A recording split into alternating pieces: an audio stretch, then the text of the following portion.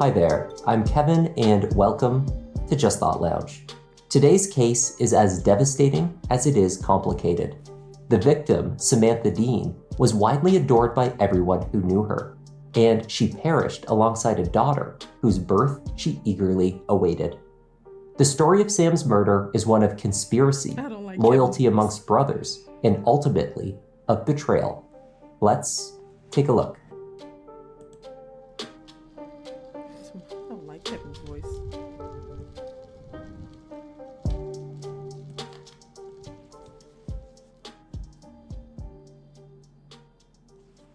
Around 2 a.m. on February 4th, 2015, a police officer was patrolling businesses in Bastrop, Texas. The officer pulled into the parking lot of an unoccupied shopping center. Once there, he noticed a car parked towards the back of the otherwise empty lot. Driving closer to the car, he spotted the body of a woman. She was only partially inside the car. The woman was clearly deceased and displayed a severe head injury. The victim was later identified as 29-year-old Samantha Dean. Her autopsy would reveal 3 gunshot wounds to the head. Damn. She had been 7 months pregnant. The vehicle, a black Dodge Charger, was registered to Samantha. I'm calling it now. Officers... I'm calling it now. I'm calling it. I'm gonna take a guess and say she was the other woman. She was 7 months pregnant. She was the other woman. And she was loud and proud about the baby because he said that she was excited about it. And he killed her to stop it from getting out. Found its backseat removed and placed outside nearby. It was clear that Sam had been shot while seated in the vehicle, yet there were no shell casings located at the scene. Inside the car, police found 2 cell phones. One was Samantha's. It was not clear who the owner was of the second device. On a seat near to Sam was a grocery bag full of marijuana. At first glance, the scene seemed to tell the story of a drug deal gone wrong. However, there was also evidence inconsistent with this scenario. The bag of drugs had been left behind, as well as some cash. Perhaps most revealing was the state of the white grocery bag, which contained the marijuana. It had no blood on it, suggesting that it had actually been placed inside the car after the shooting. Bastrop County investigators suspected they were dealing with a staged murder scene.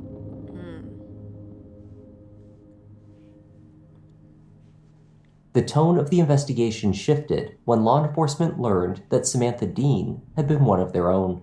The expectant mother was a member of the victim's services team with the Kyle Police Department.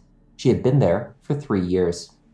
Family said it had been her dream to bring closure and comfort to victims of crime. Sam had earned a degree in liberal arts and public policy at the University of Texas at San Antonio. During her time there, she battled sarcoma cancer in her elbow. She nonetheless continued attending her classes every day, even while she received radiation and chemotherapy treatment. Sam's original aim was to serve as a police officer. However, the sarcoma cancer left her with a disability that forced her to alter course. She obtained a master's degree in forensic psychology and later joined the Kyle PD. Samantha, along with her immediate family, had been thrilled by her pregnancy. She was expecting a girl who she named Madeline, just Maddie for short. Sam was particularly close with her younger sister Taylor, who excitedly awaited becoming an aunt. She also maintained many lifelong friendships and was adored by her coworkers.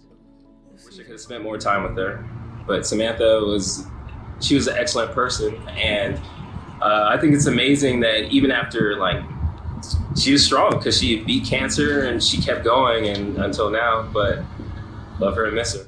Every time that I saw her, especially with her baby bump now, I'm gonna miss her because everybody knew she was gonna be an outstanding mother. Samantha was special. She was the most delightful and goofy person who consumed her body weight in sugar every day.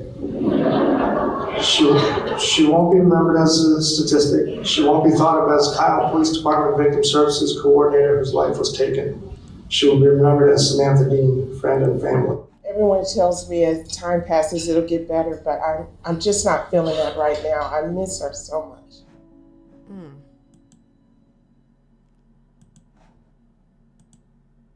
The father of Samantha's daughter was quickly identified. 32-year-old Austin police officer Vontre Clark. The two had been involved in an on-again, off-again romance for 7 years. On the evening of the day Sam was found, he was invited to speak with the Bastrop County Sheriff's investigator. Mr. Clark, like I said, first and foremost, my condolences. I know you told me a little bit on the phone that, and we'll clarify exactly what relationship y'all had or didn't have, but regardless of the fact, you told me something critical on the phone, and that was that, she was carrying your baby. So my condolences, but I'm very grateful you're here, so that way we can figure out, one, I get to know her a little bit more, know more about her life, and hopefully find out what happened to her. So with that said, tell me, how long have you known her?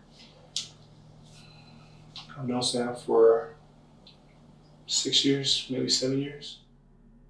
Vontre and Sam had first met and began seeing each other when they were both temporarily employed at a pharmaceutical company called PPD Development.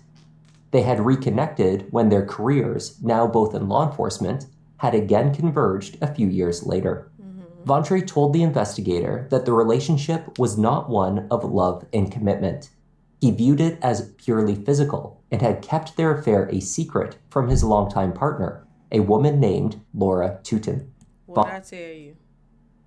What the fuck did I tell you?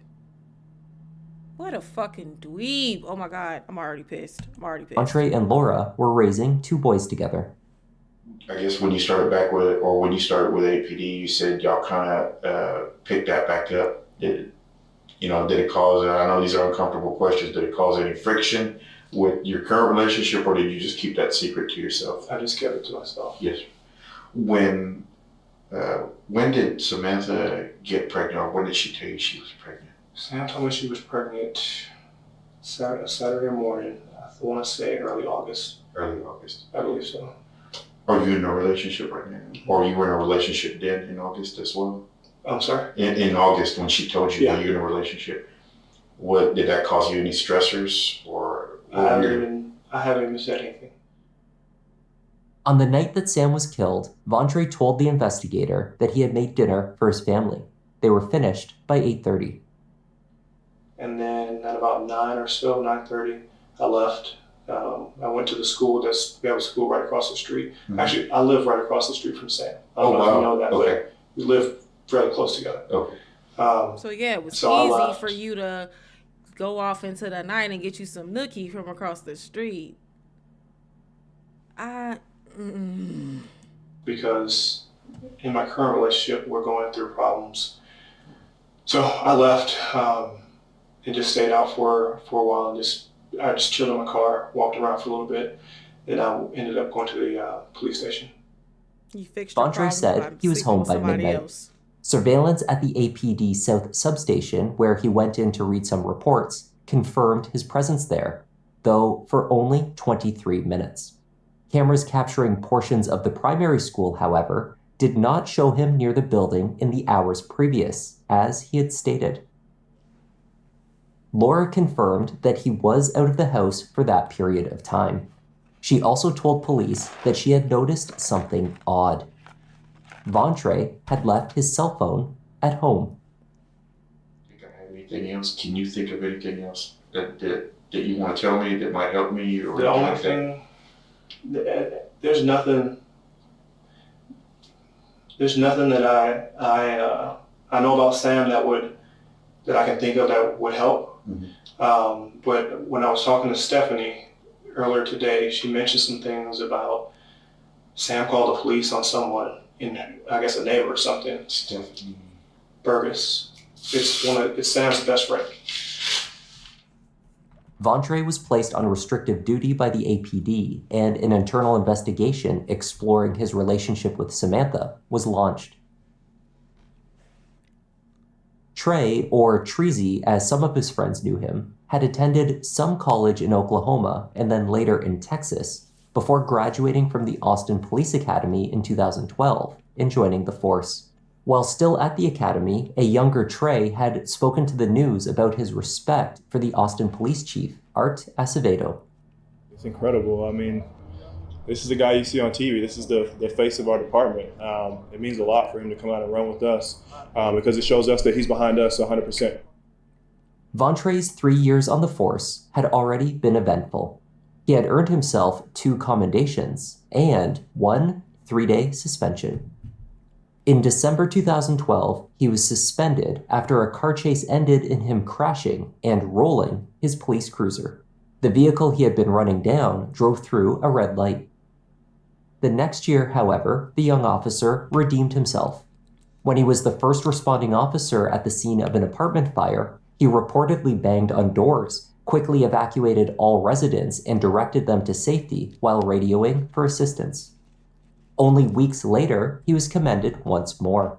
He quickly deduced a plan to apprehend a known sex offender after spotting him sleeping in a rented car in North Austin.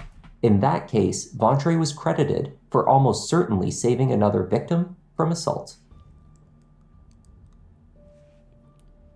The day after Sam was found, investigators performed a thorough search of her home in South Austin. They also sorted through her cell phone data. Text message exchanges between Sam and Vontrey in the weeks and months before her death showed Vontrey pressuring her to have an abortion. He informed her that he did not want to have the baby and that doing so would ruin his life. So the baby will ruin your life. But you fucking on her while you have a whole wife at home and 2 kids already.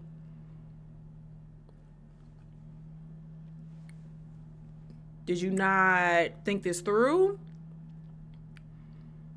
You do know like having sex with somebody a possibility. You know, there's 2 possibilities here. STDs, babies. If you don't want either of those to happen, you, number 1, should be wrapping your dick up. Number 2, if you know you're married with 2 kids, you should be fucking who? Your wife. Your wife.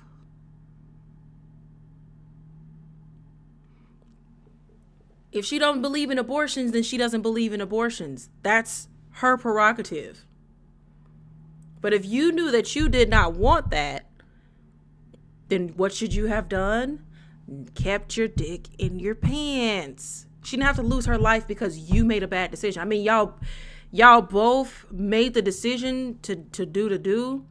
I wonder if she knew, but y'all made the decision to do it, but who has something to lose here? You do. Let's be for real here. Investigators found that after years together, he considered his partner, Laura, to be his common-law wife and believed the new baby would threaten that relationship. The home where the couple lived together was owned by Laura. Searching Sam's home, officers retrieved her journal. In it, they found entries describing fear for her life and that Vontrey Clark was going to kill her. She wrote about an incident in January in which he had tied her up, ostensibly for sexual purposes. However, Vontrey had remained in uniform and retained his service weapon. Sam later told a friend that at that time, she thought he may have wanted to kill her. Despite all of this, Vontrey was not immediately charged with her murder. Bastrop County investigators were obviously suspicious, though still building their case. As speculation swirled, many close to Vontrey Clark found it difficult to believe that he could be responsible, including Denise Hill, the mother of Vontrey Clark's longest and closest friend. Never heard her name before until I looked it up myself on the internet, and then I started reading everything, and I'm like, wow, I was just blown away. And I'm like, these people are crazy. They're gonna let the real killer get away because they're totally going in the wrong direction. Denise's son, Kevin Watson, was so close to Vontrey as teens that they considered themselves to be brothers. By extension, she thought of Vontrey as a son. She was proud of both boys, Kevin, an A student who became an electrician, and Vontre, a championship athlete who became a police officer. They looked a lot alike at the time, and everybody thought they were brothers, so they just called themselves brothers. You know, Trey ate a lot of meals at our house. I got a police officer first time, so.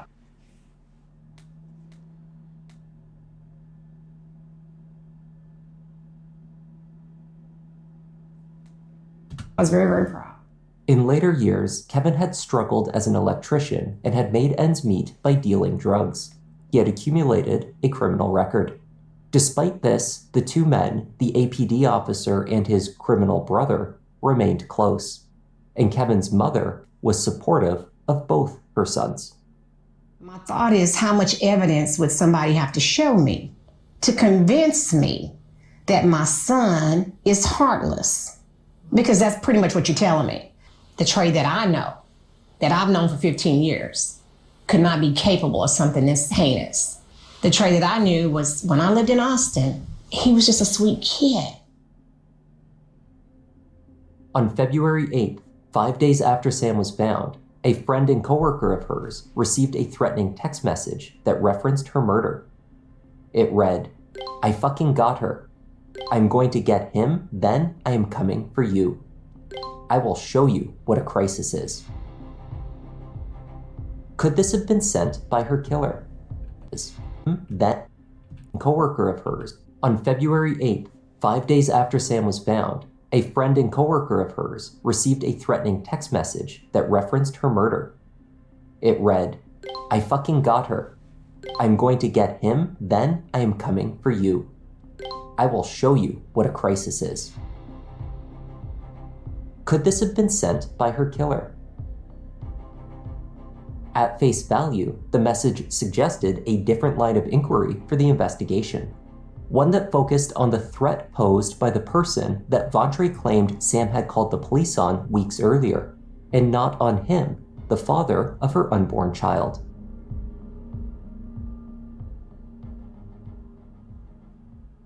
Samantha lived in South Austin, just north of Kyle, where she worked. It was unclear what had brought her to Bastrop, roughly 30 miles east, on the night she was killed. Sam's cell phone, which had been retrieved from her Dodge Charger, had traveled to William Cannon Drive, where surveillance footage from a convenience store showed her entering at 9:37 p.m. On the footage, she was not seen using her phone, yet its activity indicated that someone else was using it to make a call during that time. The number it was connected with had exchanged several messages with Sam's phone that night. The messages instructed Sam to get $120 and arranged a meeting at the shopping center in Bastrop. Sam was captured using the ATM at the convenience store to withdraw $100. Then her phone traveled east to Bastrop. The phone number that Sam had been texting with, beginning at just after 9:30 p.m. on the night she was killed, had only been activated earlier that day. It was a prepaid burner phone. The device had been used to contact two different phones that night. Those two calls were to Sam and a second burner phone. Investigators tracked its purchase to a Walmart in Stafford, where security footage captured a man in a red hoodie entering the store. The man was recorded talking on a cell phone the entire time he was in the store, buying another cell phone, then walking out to a white Toyota and driving off. The license plate number for the Toyota could be seen on the footage, and the police learned that the car was registered to a woman named Kyla Fisk. Kyla was the common-law wife of the man that Vontre had considered his brother since childhood, Kevin Watson. It did not take long for investigators to verify that the man in the red hoodie was Vontre's closest friend. That's why I hate when they be like, "Oh, I know them personally. They could never do nothing like that." You do not know shit. I understand it's surprising, but don't put shit past nobody. She sounds like an enabler, if I'm really being honest. Following the discovery of the first burner device, connections amongst additional prepaid phones began to unravel a complex web of communication, all taking place in the weeks and days before the murder. The second burner device, which had been contacted by the first, had also called and messaged a third unregistered burner phone. It had also connected with Kyla Fisk's personal cell phone. It was one of the 3 burners that had been found by police left behind in Sam's car. Every number contacted by these 3 devices was now of interest to investigators as they began to uncover what was proving to be an elaborate conspiracy. Around the time of Sam's death, her phone, as well as all 3 of the identified burner phones, were in use, bouncing off of a tower near to the empty shopping center. Following the night of the murder, none of these devices were used again. Kyla Fisk was brought in for questioning. It seems that one of the burner phones purchased by her husband had dialed not only her, but also Vontre Clark before its number had been changed, perhaps in an attempt to hide the mistake of placing calls to personal, registered cell phones. But Kyla told investigators that she did not even know Vontre Clark. We'd like to ask you about this other number that was called. Another person was called on that phone before that phone apparently changed numbers or something. We'd like to ask you about. My phone changed numbers? No, the 213 phone. Yeah, it called a Vontre Clark. Yeah. Does that mean something to you all? You don't know. Maybe about Trey. He's an Austin police officer. Does that ring a bell? No. Okay. The number apparently called your number, and then it called it Vontre Clark, and then the number was changed to a different number on the same day. Whoever bought the phone and was using the phone changed the phone number after it contacted you as Vontre Clark guy. So other people. Kyla received 2 calls from the burners on the night of the murder, one earlier in the night when she was shown to still be at home, and a second one very late at nearly 4 a.m. So it's been a kind of a late night call, if you get calls late at night or not, but it's not like it. Well, it was just after midnight, a second call for that other number, but it seems a little unusual that, 2 numbers that were, that we have reason to believe a little Bastrop calling. Well, I seem like they like dancing. Rings a bell. Yeah, it's 4 or 5 of them. Probably by the answer.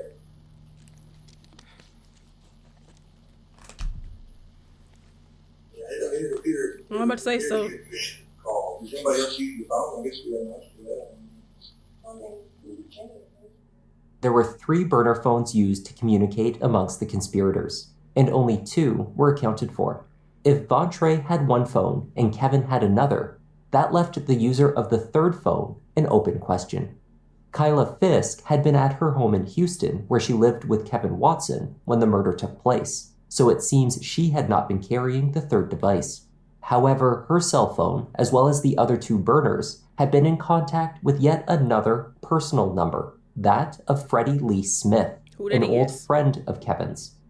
Unanswered calls from the phone believed to be used by Vontre was followed by a text from Kevin to Freddie Smith, informing him that Trey, or Treasy as they called him, was trying to reach him. Freddie had an extensive criminal record.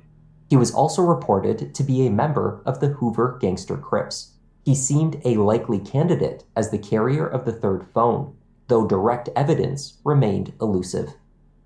Wiretaps were set up to monitor the communication amongst every person of interest. Law enforcement listened in for months. The wiretaps did not deliver on the incriminating evidence that Bastrop County investigators had hoped for. Hours of conversation did, however, confirm much of what they had already suspected. For instance, on a call between Kevin and Freddie, Kevin explained that he made a mistake with the calls placed on one of the burners and had changed the number, hoping to hide the call history. It seems he had left his house in Houston on the night of the murder to pick up Freddie, but had forgotten his address. So he phoned Kyla from his burner phone and had her locate directions. At that time, records showed that she simultaneously called Freddie while on the line with Kevin and relayed the directions to his house. Yeah, what's up? Bro, I got it. What's up? The phone. Yeah, I already know. So, we need to change numbers, pretty much. You know what I'm saying? Yeah. Like anybody that called, which one number, I talked to Kyla and I talked to you. Yeah. All for that? Yeah, you remember? Because I was looking for your house. Fuck. In July 2015, county investigators finally got their big break in the case. This came after they identified So she gonna sit up here and act like she didn't know. Girl. the phone used to send that anonymous, threatening text message to Sam's colleague a few days after the murder. That phone was again purchased from a Walmart, this one in Katy. Surveillance footage showed two men entering the store, purchasing the phone, walking out to a car, and driving off. The license plate number, again, linked back to a friend of Kevin Watson. This time, a man named Aaron Williams. The two had purchased the phone together. Investigators charged Aaron with retaliation for sending that text. While in Bastrop County custody, they pressured him to talk. They knew he was with Kevin when the text was sent. They wanted to know what his friend told him about the murder. We know that you know a lot more than what you're telling us. It's very apparent through the phone conversations you've had with Kevin, through your behavior, through everything else, that you know what's going on. What we're asking today is we want to know what these other people did, what he saw them do, what he knows what they do. That's what we're asking. What they told him. What they told him, because he knows on the phone calls we've recorded, he's mentioned their names. He's talked about, putting the pieces, they talked about it, they're not putting the pieces together yet. They're not linking you to these people yet. There's a lot of stuff that was talked about at phone calls that leads us to believe he knows about what happened 5 days prior to them going to Bastrop and sending that threat. Eventually, after repeated claims of ignorance, Aaron explained what he knew via Kevin about Vontre Clark and the police officer's desire to have Samantha Dean killed. I don't know his real name, but that he was married and I guess he got that girl pregnant and she didn't want to give it up. Okay, and when you say Treasy, I know you don't really know his real name. What do you know about Treasy? I don't know nothing about him. You don't know where he lives or what he does? Or I know he's a cop and lives in Austin. Okay, so if Treasy's a cop in Austin, it's a friend of Kevin's. Yeah. Aaron told investigators that he believed Vontre paid Freddie and perhaps Kevin $5,000 to commit the murder. And he told me that they killed the girl. I don't know. Did he tell you who actually pulled the trigger? No, he didn't tell me who. You said they? Yeah, they went out there and they went out there to kill that girl. What you crying for? You did it. You did it. What's the tears for? You don't even know this nigga. According to you, he probably lying, but like, y'all really sat here and plotted to kill somebody because this nigga made a bad choice. That's some bitch ass shit. Like, I don't know. Because at the end of the day, he knew he was married. He knew he had a family. He knew he shouldn't have been messing with that girl. Now, they still haven't said if she knew that his situation. I don't know that. I mean, I would assume the nigga probably wear the wedding ring. I don't know. It still doesn't change the fact she didn't deserve to lose her life because you betrayed your family. That's not like she has a responsibility here, but you do too. She did not deserve to die over this. Because it's never that fucking serious. And Tree was gonna pay him some money to do it. I don't know if he did or not. Did he say how much he was going to pay? I think $5,000 A piece or all together? I don't know. You know. I don't know. And that's what he told me. So they basically told him they went out there and killed her. Yeah. They being Kevin and Freddie. Yeah. He vaguely recalled Kevin mentioning how they staged the scene to appear as a drug deal. He also added that the group panicked when they realized that an item had been left behind at the scene, either a phone or the gun, he said. Either somebody letting off fireworks or somebody getting it in outside. I can't wait to get the fuck from over here, bro. Aaron was left with the impression that the murder had been planned for some time. I would guess it would be planned out for a while. What would make you think that? I mean, I don't know how far along she was. Well, he told me she was close to giving birth. So, I mean, he told me that like that Trees was like he didn't want the baby, and I didn't know how far along she was. So she had to die. But this is probably gonna sound really bad, but just like you could have been a deadbeat. You could have not been involved. You didn't want her to take you to court for child support. You laid down and made said baby take the fucking responsibility. You could have even been a DL dad. If that's the fucking case, like you could have just been sliding her couple hundred here and there. You made a bad decision and you felt like she had to die for it. That's pussy. he told me he kept trying to tell her not to have it, not to have it. You shouldn't have put it in her. And I guess she didn't want to listen or didn't want to get rid of it. He told me that the girl said she was going to ruin his life and stuff like that. But she probably, I bet money she didn't actually say that. I bet money she didn't. She said she was going to ruin his life. You ruined your own life when you put your married dick in somebody else that wasn't your wife. I never knew how far along she was, so I never knew how far back if he was planning or doing anything like that. Following Aaron's arrest and cooperation with police, the writing was on the wall for Vontre Clark. That same month, he was summoned by Austin police to meet with the Internal Affairs regarding their investigation. He had refused to show up. APD Chief Art Acevedo, whom Vontre had praised only a few years earlier, held a press conference announcing his termination from the force due to his proven criminal associations and insubordination.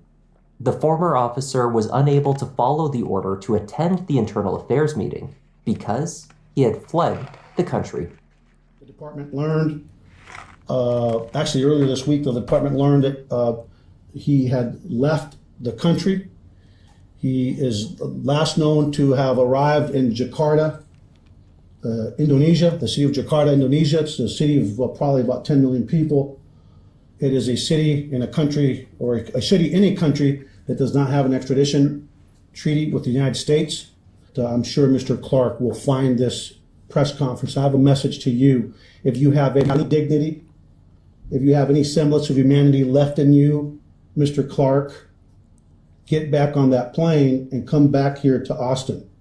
If you're innocent, prove it. Come over here and face the music. An arrest warrant for Vontre was issued days later, though it could not be acted upon without the coordination and consent of the Indonesian authorities. The FBI began the slow process of negotiating to have Vontre extradited to the United States. I'm looking forward to the day that the Dean family gets justice. And I can tell you that I hope that that justice comes quickly because what happened to that beautiful woman and her baby, there's no excuse for it. It's despicable. Further arrests were made in an attempt to strengthen the case. Kevin Watson was brought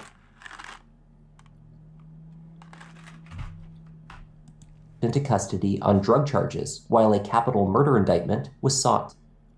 Despite the best efforts of investigators, Kyla Fisk continued to claim ignorance. Our case on Kevin is made. I mean, you can ask me some questions if you like about that. I'll try to answer what I can if you're doubting that. You're saying phones that we used in something like this. Yes. They contacted the victim that night to arrange a meeting at the murder scene with very specifics about where to meet. There's just no question in that. And we know he had the phone. There's still other information out there that could be valuable on this. This is just not that person. This is not that person. I don't believe, like I read. One of the issues with Kyla's claimed ignorance was that it was contradicted by the assistance she had offered Kevin after the fact, such as lying to police during her first interview. Then later, during a recorded jailhouse visit, Kevin asked her to dispose of some stained clothing he had worn to what he called an electrical job a few months earlier. He was referencing the red hoodie and gray sweatpants that he was known to be wearing on the day of the murder. But if you're just some dumb person don't know anything, you wouldn't be going to the extent to cover things up like you're doing. I mean, because people are coming after me who have cases. People are asking questions. People are asking questions about somebody I love. But the only thing we asked you in the interview was You're a terrible. She's a terrible liar. But that's good. I'm glad she's terrible because, bitch, you deserve to be thrown under the jail too. You about 3 phones, and if you knew Vontre Clark, and you lied about all 4 of them. Well, it sounded like when y'all talked from the jail, and he talked about this electrician job he did 3 months ago and told you to get rid of that stained hoodie and sweatpants. Sound like you knew exactly what he was talking about on that phone call. Yeah. And then your man just randomly, hey, can you get this red sweatshirt and these gray pants and throw them out from a job from 3 months ago? Why do you want me to throw it out now? I'm not getting involved in that shit. No. Get out of jail and come throw it out yourself. The fuck I look like? Yeah, so you already got rid of it. Don't worry about it. I did. I got rid of all this shit out of there. What'd you do with it? Dumbass. It's gone. Where? That's what I'm talking about, Kyla. You're not being completely honest with us.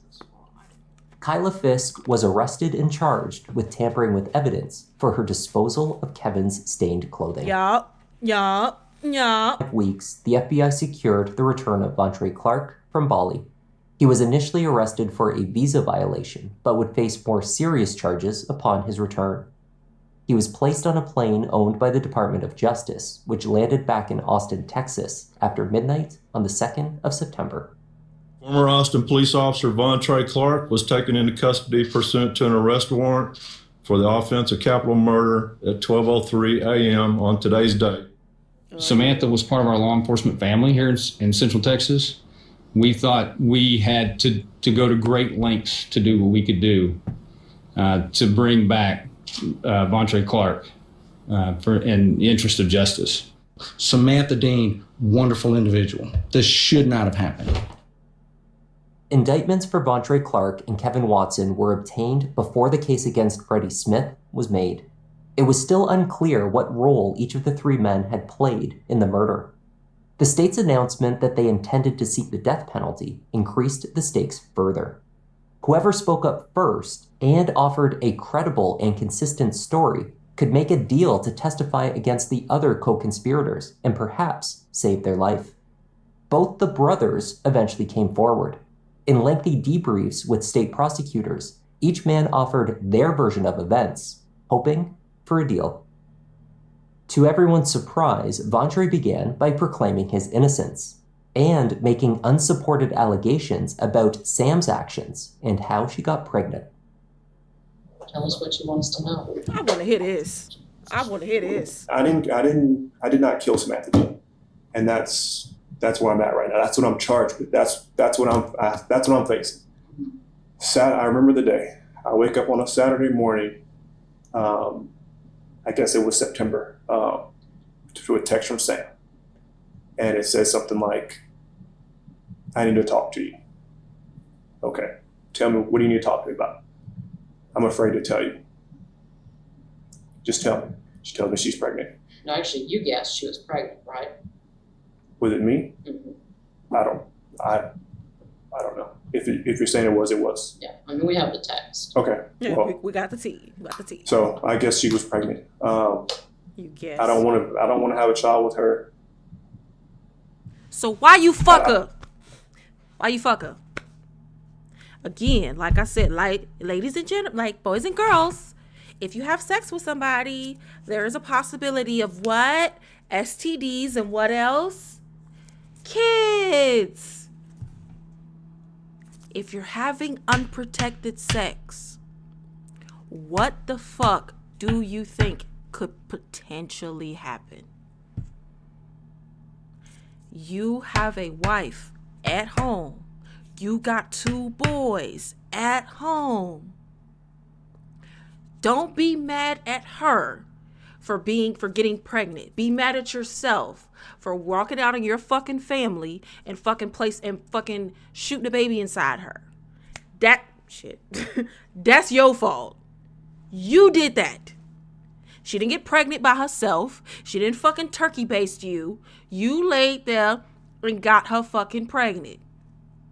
She did not deserve to die because you fucked up. Period. You can say, okay, you didn't want the baby. Like I said, you could have been you had the option to either be a deadbeat. As sad as it sounds, you could have been a deadbeat. You could have been an undercover dad. You could have been there for the baby, get her money, whatever the case may be, make sure the baby taken care of, and then you still don't got to deal with her. And like I said, she could have. Is there a possibility that she could have been being vindictive? Yes. Is that right? No. Did she deserve to die behind that? No. Because you also, ding, ding, ding, there's another thing that you can do. You can sign your parental rights away. Is your wife still going to be mad? Probably. Like I said, being a deadbeat is not a good thing. I'm not saying that. But what I'm saying is there are so many other options other than killing this girl because of your fuck up. She's, like I said, she still has responsibility. You know, it takes 2 to tango. I'm not absolving her of that. But the thing is, she also knew this nigga was crazy. Because he even said it. She said she was scared to tell him. And I hate that for her. I really do. Oh, girl. Or you should have just not told him or something. Or said it was somebody else's and just left it alone. That was with me. Like, so she already had an inkling that this nigga was crazy. She already did. And I just wish she would have listened to her gut. Because she probably would still be here today. If she wanted to keep the baby, that was her business. She could have kept the baby, fucking booted and left town, something, never be heard from again. And she probably would still be here today. I don't want to have that type of relationship with her. So, another thing, I don't want to have that type of relationship with her. Go have it with your wife.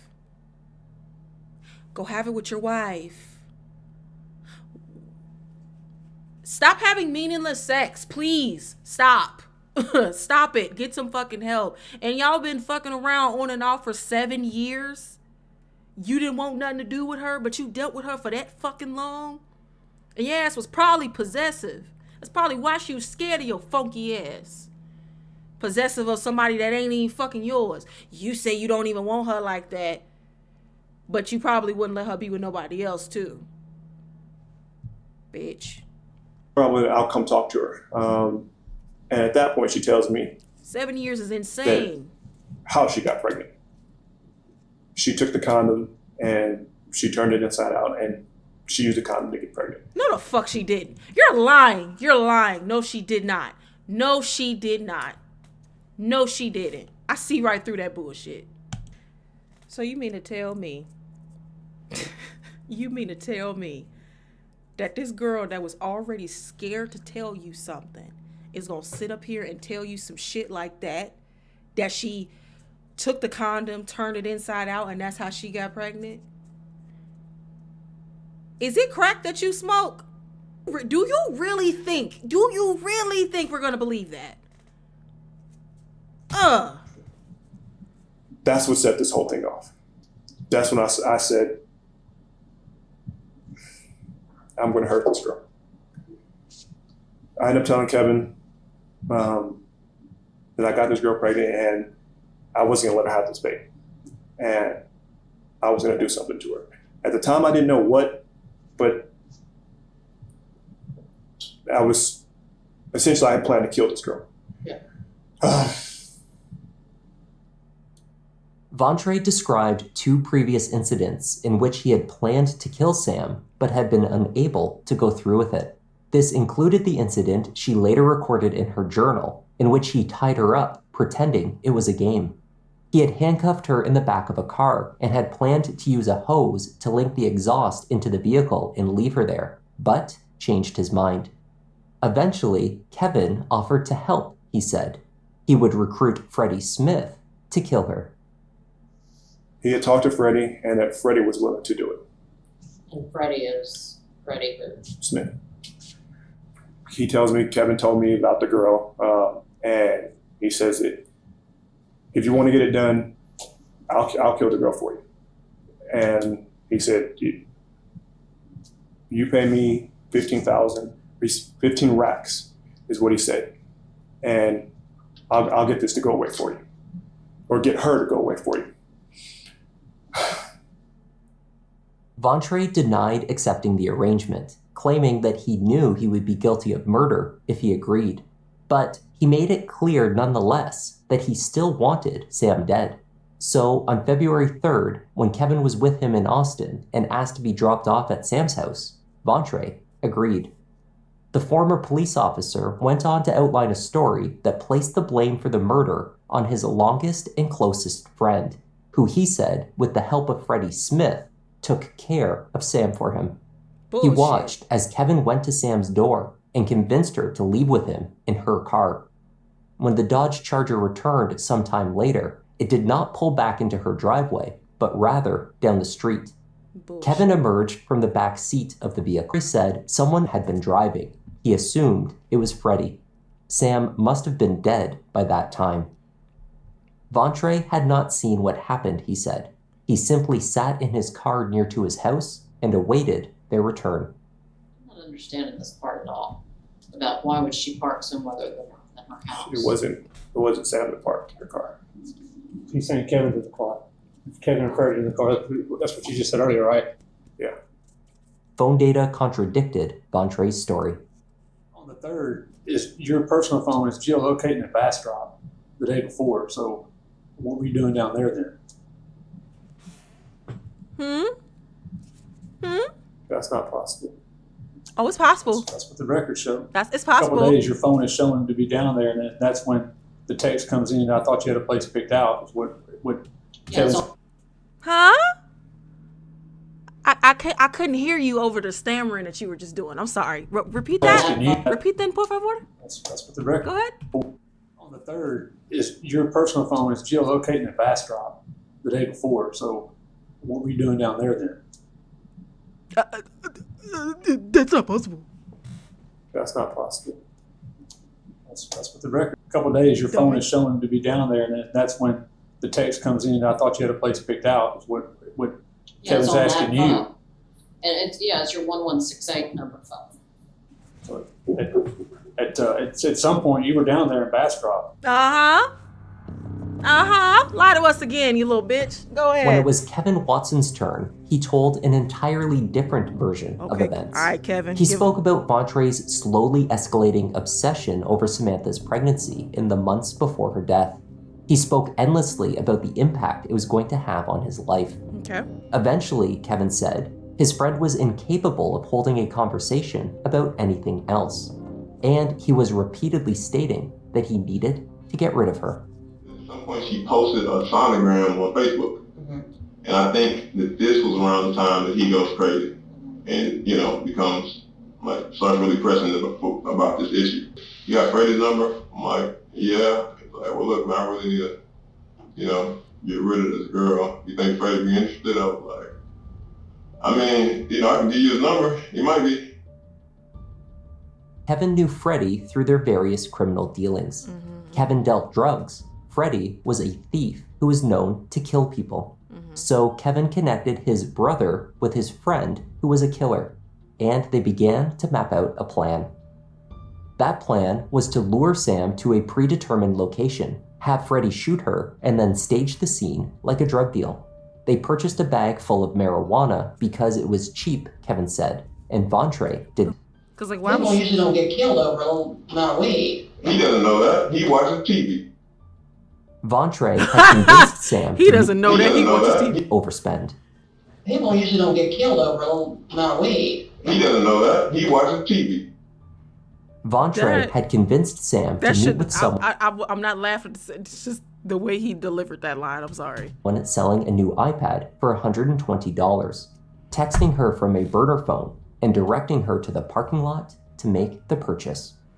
How did Trey convince her to leave that house with him, 7 months pregnant, at that time of night, and go out to Bastrop for... To buy a tablet? Yes, sir.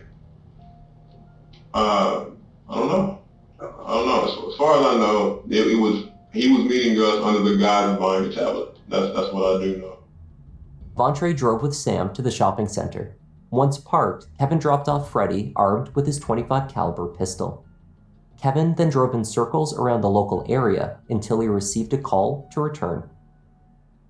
Next could be considered a comedy of errors if it wasn't so dark and tragic. First, Freddie attempted to fire at Sam's head from behind, but the gun jammed. So he claimed to her that he had forgotten the tablet's charger and would need to leave briefly and return. So he called Kevin to pick him up. They parked at a nearby gas station while Freddie sorted out the gun. Once fixed, he fired a test shot out the window. Then they drove back to Sam waiting in her car, seemingly unaware of what Freddie had attempted moments before. Later, Freddie told Kevin that he got into the back seat and shot Sam twice in the head, then handed the gun to Vontre, who fired once. Freddie's like this fucking guy. And he, jokes about him, panicking and all that stuff a little bit. And he tells me about how he was in the back seat and he shot her twice. Bam, bam. And then Trey wanted the gun. And then he handed Trey the gun. And Trey he said something crazy and then shot her once. And that's pretty much what happened. And he's like, that's why we couldn't find a third fucking case, because this guy can't even find a case. When you say Nick said something crazy, any idea what that would be? Do you remember at all? Something like "fuck you, bitch" or something, some TV shit, something that people don't really do. Fuck you, bitch. But again, you was messing with this girl for 7 years, on and off. Who chose that? You did. 2 casings were collected from the car, but the conspirators could not find the third. They removed the back seat. They shifted Samantha, but they still could not locate it. Their next stop was the side of a rural road where Freddie and Vontre changed clothes and threw everything into a bag for disposal. Clothing, casings, gloves, and burner phones. From there, they traveled home, Vontre to Austin, while Kevin made the 2-hour drive back to Houston. And let's go back to changing clothes. Right. Some point we got another case. Right. This is where we find Okay. Wait for it. I'm sorry. So, yeah, letting clothes change. So when he pops up the thing, he's like, oh fuck, the casing. What the fuck was the casing? That was in my pants. In your pants. Fucking moron. Right. That was not the end. This nigga having a key about how this nigga, he don't know, he like, this nigga watch TV. Like, this fucking guy, this fucking noob, like, oh my God. You're fucking sinister, bro. Of the group's mishaps. When Kevin arrived in Houston, he had a message from Freddie. The gun was missing. They needed to return to Bastrop to look for it. Vontre was otherwise occupied, having driven straight to the APD station in an attempt to establish an alibi. So Kevin returned to his vehicle to make the drive back to Bastrop when he realized that he had locked his keys in the car. At about 4 a.m., he called Kyla searching for a spare set. She did not have one, so he broke the car's window and drove back to search for the gun. When he arrived in Bastrop, deputies were already at the scene, so Kevin drove back to Houston. That is when he discovered the gun still in the car. He had been driving for hours with the murder weapon wedged between the driver's seat and the front console. It had fallen from Vontre's waistband when they had driven from the scene. It's unclear when the group realized that a burner phone had actually been left behind. On the side of the damn, on the driver's side, when Trey was driving the car, it fell like right here. Oh, in your car? Right. So when we hopped out of the car at Freddie's house, I looked down, I'm like, fucking gun right here. And you already gone to Bastrop? I already gone to Bastrop and came back. Freddie's making fun of Trey because he's the worst fucking criminal anybody's ever seen. He's like, this guy, he's fucking jumpy, you know what the fuck he's doing. You know, he's just fucking scary. He's a really bad crook. You know, the reason why you're a cop and not a crook, because you're a really bad crook. You know, one of those things. Damn. Kevin Watson took county investigators through the movements and locations visited on the night of the murder. They drove past. Like you said, that's why you're a cop and not a crook, because you're a really bad crook.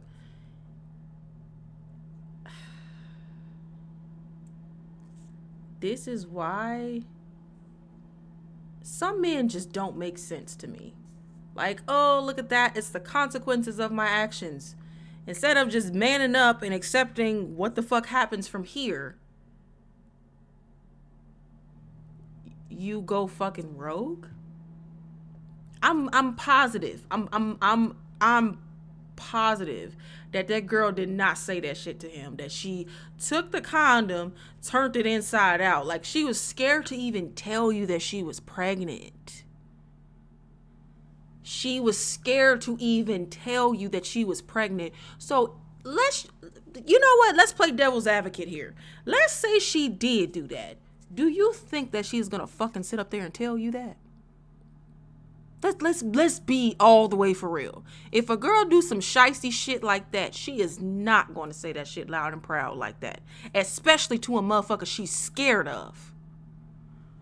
Are you dumb? No, correction. Do you think we're dumb, stupid, or slow? Which one?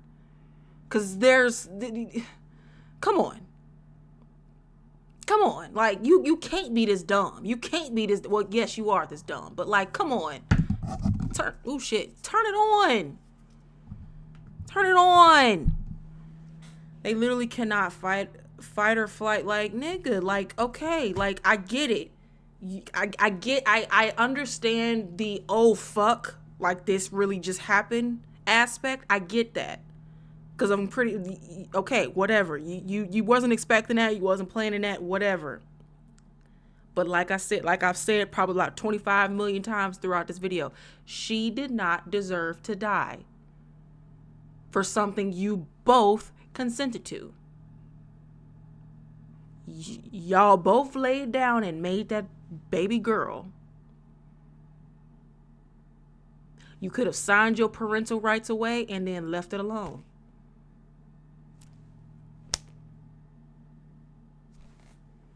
Like, come on, bro.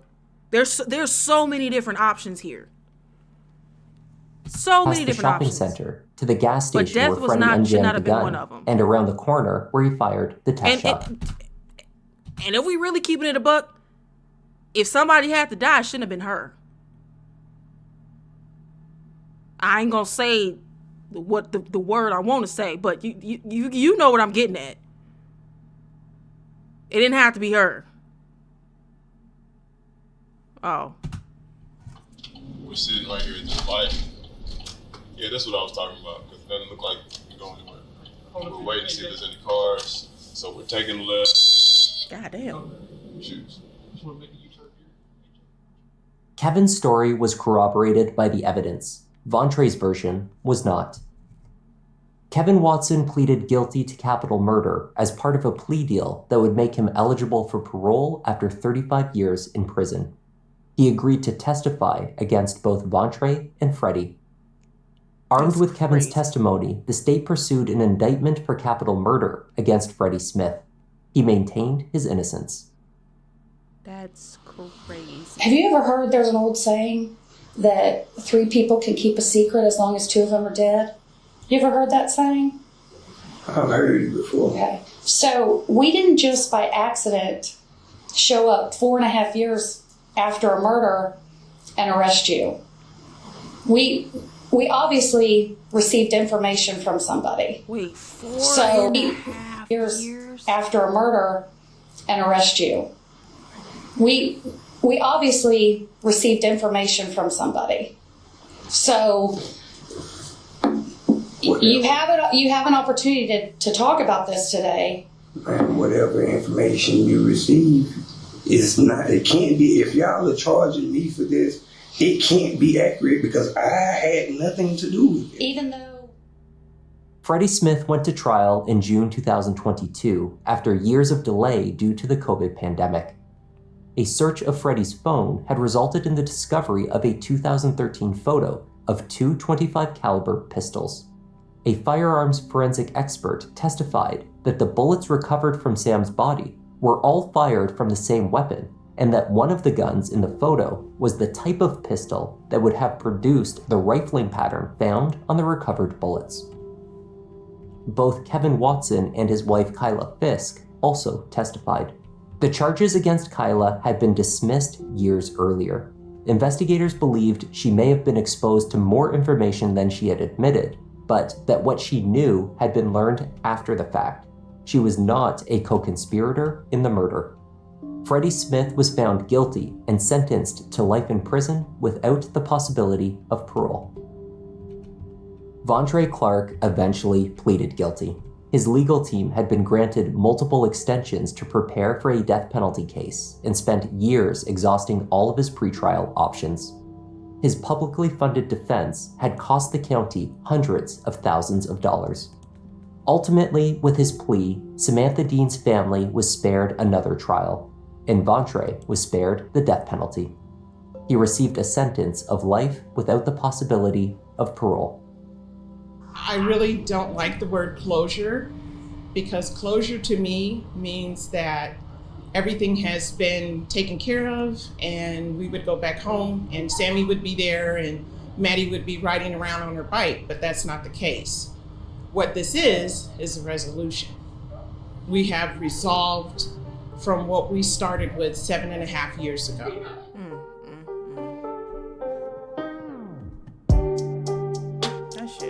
And that was the tragic case of Samantha Dean and her unborn daughter, Madeline. Thank you for joining me, and a special thanks this week to Bernice Zanette and Dante V for joining our Members Lounge. Your extra support for the work that we do here at JTL is really appreciated. I'm Kevin, this is Just Thought Lounge, and I'll see you in the next one. They getting in outside again. That story genuinely pissed me off. I'm glad that the fuckers that did that shit to her, I'm glad they rotting in jail. I'm glad. I'm happy. That's the only benefit to this story. That was so stupid. And the thing is, like I said, motherfuckers just don't want to take accountability for their fucking actions. Oh, Jesus. Like, my blood is low-key kind of boiling from that, because that girl, she did not deserve that. She did not. I would say that till I'm blue in the face. She did not deserve that. Like, ugh. I just pray that she is at peace. I pray that she is at, that is the only thing I can ask for, because it's just like, that's just ridiculous. I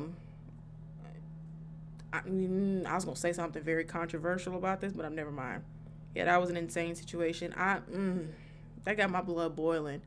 Drink your water, mind your business, stay prayed up in these streets, and I'll catch y'all tomorrow. Bye.